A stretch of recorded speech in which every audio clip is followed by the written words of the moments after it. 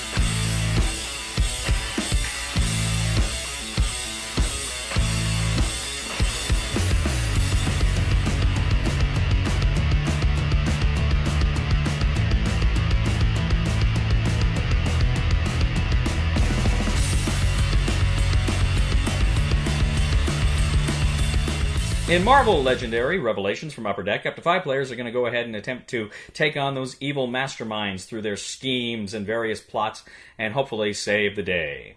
This set introduces a number of new heroes, new villains, new schemes, and all sorts of goodies, and I'll go ahead and get to that. But first, let's take a look at the new keywords. First of all, since the set contains some heroes with super speed, we have something called hyperspeed. What hyperspeed allows you to do is to, if the card says hyperspeed 5, you can draw the first 5 cards from your deck, and you're looking for, say, attack marks, attack symbols. And if for every attack symbol you see, you gain 1 attack. It doesn't matter what the printed attack value is, you just get 1 attack. But then you discard all of those cards. So then you can add that attack value to your attack total, or sometimes you can do the same thing with Recruit. There's also Dark Memories. Now, Dark Memories can be a good thing or a bad thing, depending on whether or not you have it or your enemy has it. And this kind of represents the traumatic experiences that heroes have had in their past. If you have a card that says Dark Memories, you can search your discard pile, and for every different class, you can go ahead and gain 1 attack. But if an enemy has Dark Memories, then you have to go through and search your discard pile, and they get strength equal to whatever their printed strength is, plus however many different classes you have at that time in your discard pile.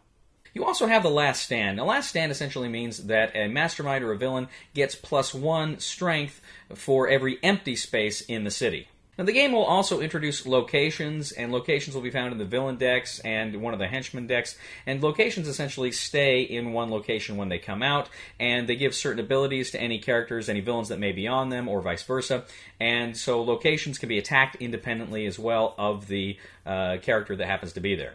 So let's go ahead and take a look at some of these new kooky cards. First of all, you have your heroes. We have Captain Marvel. Captain Marvel's most powerful card is Higher, Further, Faster. She is a member of S.H.I.E.L.D., and she has a cost of 7 with a variable attack power. Her card reads, choose 1, draw 3 cards, or Last Stand. If she's got double strength, she can activate her special ability, which allows her to do both. You've got Darkhawk. Darkhawk's most powerful card is Warflight. It's a cost of 7. It's got variable recruit and attack strength. He is an Avenger. His card reads, whenever you use hyperspeed this turn, you get both recruit from recruit icons and attack from attack icons, and a hyperspeed of 7. If you've got double tech, you can instead do a hyperspeed of 9. You've got Hellcat. Rawr! Hellcat's most powerful card is Second Chance at Life. She is an Avenger. She's a cost of 8 with an attack of 6. Her card reads, if a Master Strike or Scheme Twist would occur, you may discard this card from your hand instead. If you do, draw 3 cards, then shuffle that Strike or Twist back into the villain deck. There's Photon. Photon's most powerful card is Coruscating Vengeance. It's a cost 8, and she's got a variable 6+ attack strength. She is an Avenger. If she's got a double Avenger ability, she can use Last Stand. There's Quicksilver. Quicksilver's most powerful card is Around the World Punch. It is a cost 8 with a variable attack of starting at 0. He's got Hyperspeed. His text reads, Hyperspeed, your entire remaining deck, don't reshuffle. With 4 Avengers cards, before you do that, put your discard pile on top of your deck. There's Ronin. Ronin's most powerful card is Brooding Fury. It is a cost 7 card. He's an Avenger, and he's got a 3+ variable attack power. He has got Dark Memories, and he's got a strength icon that can give him Dark Memories again. There's the Scarlett Witch, Quicksilver's sister. The Scarlett Witch, his most powerful card, is Warp Time and Space. It's a cost 7 with a variable attack power base of 0. She is an Avenger. Her card reads, reveal the top 3 cards of the hero deck. Put one of them in your hand, put the rest at the top or bottom of the hero deck in any order. With 3 Avenger symbols, she gets Dark Memories.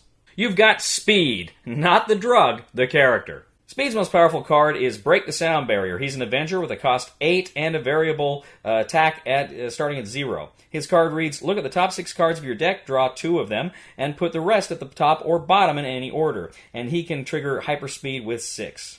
There's War Machine.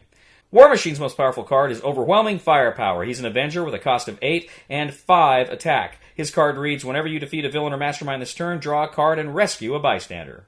Now, you have some new henchmans in this game as well. First of all, you have the Mandarin's Rings. Now, this is unique in Marvel Legendary because the Mandarin's Rings are the first henchman group that isn't just 10 identical cards. Rather, it's very different cards. This is the Mandarin projecting his power through a distance. But here's the cool thing. Each of these cards has a different fight ability. So as you're going up against these different fight abilities, different kooky things are going to happen to you. The other henchman group is the Hydra Base. Now, this is a location. These are 10 locations that come up, and again, you attach these to certain spots on the board. The Hydra Base can give any villain that's on there a +2 while he is there. Now, the Hydra Base only costs 2 to defeat normally, but if there's another villain there, it actually costs 2 more to defeat it. But you can knock out one of your cards from your hand if you go ahead and take it out. Now, you have 3 different villain groups in this game. You have the Hoods Gang, you have the Dark Avengers, and you have the Army of Evil. Now, all 3 of these villain groups also contain their own location cards that will come out that, again, you'll have to contend with when you go up against these kooky villain groups. The game has 3 new masterminds. The first mastermind is the Grim Reaper.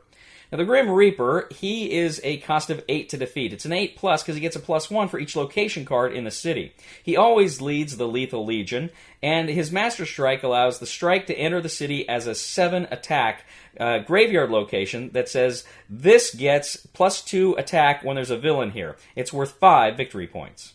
The Hood is another mastermind here, and the Hood is a 9+. He has Dark Memories, he always leads the Hood's gang, and his Master Strike reads, each player reveals the top 6 cards of their deck, discards all the non-gray heroes revealed, and puts the rest back in any order.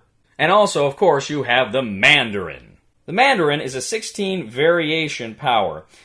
His card reads, all Mandarin rings get +1 attack. Mandarin himself gets -1 attack for each Mandarin ring among all the players' victory piles. -3 if you're playing a solo game. He always leads the Mandarin's rings, and his Master Strike ability reads, each player chooses a Mandarin's ring from their victory pile to enter the city. Any player who didn't have a ring gains a wound instead. Each of the masterminds also has a reverse epic side, which is even harder to defeat.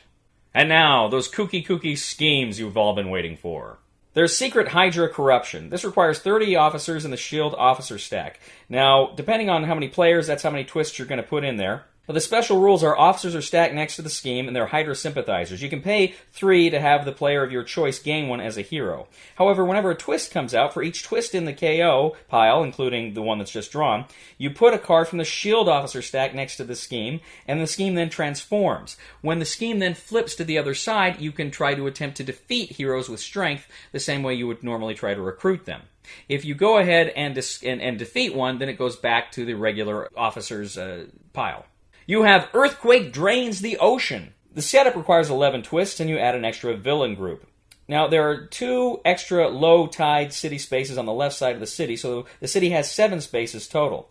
When the tide rushes in, this is a twist, and the scheme transforms. Evil wins when 3 villains per player have escaped or the villain deck runs out. You've got House of M. Here you have 8 twists. Hero deck is 4 X-Men heroes and 2 non-X-Men heroes, or you can substitute another team for all X icons on both sides, but you add 14 Scarlet Witch hero cards to the villain deck.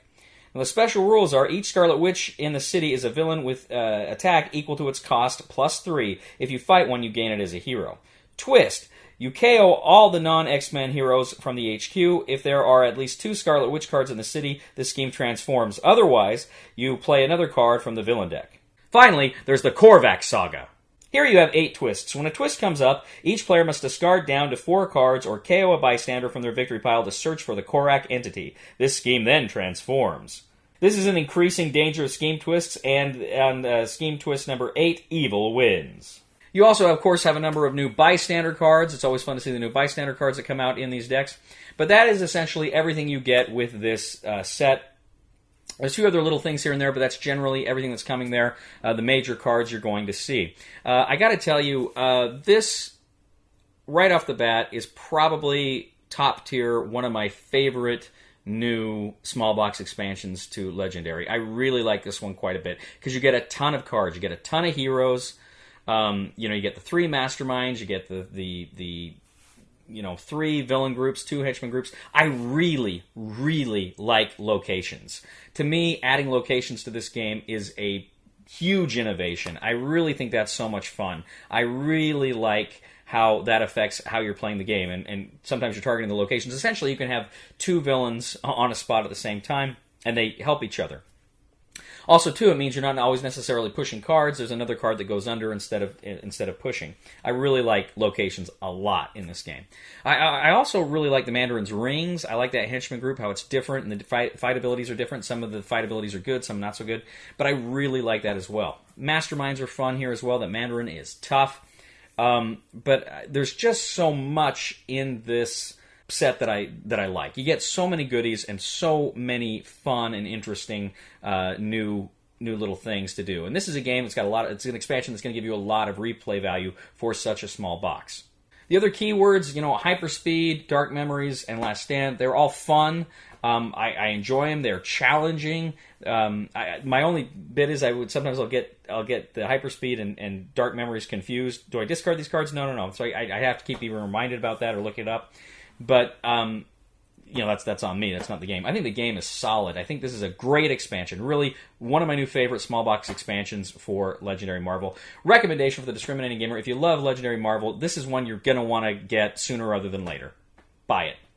Thank you once again for joining us today on The Discriminating Gamer. As always, we ask you to please leave a comment for us on YouTube, on Board Game Geek, on our Facebook page, or on thediscriminatinggamer.com. We ask you to please like us on Facebook, subscribe to us on YouTube, and follow us on Twitter. We are The Discriminating Gamer, and I just have a question I've got to ask you, ladies and gentlemen, in all seriousness. It's something that's really been bothering me for a long time, and maybe you can help. But do you think a girl thinks less of a guy if he lets himself be kissed? I mean, I know they always date the type like me, but don't you think they always marry the other kind?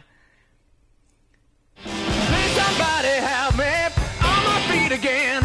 And I don't know where I'm going, and I don't know where I've been. Please somebody help me on the solid ground.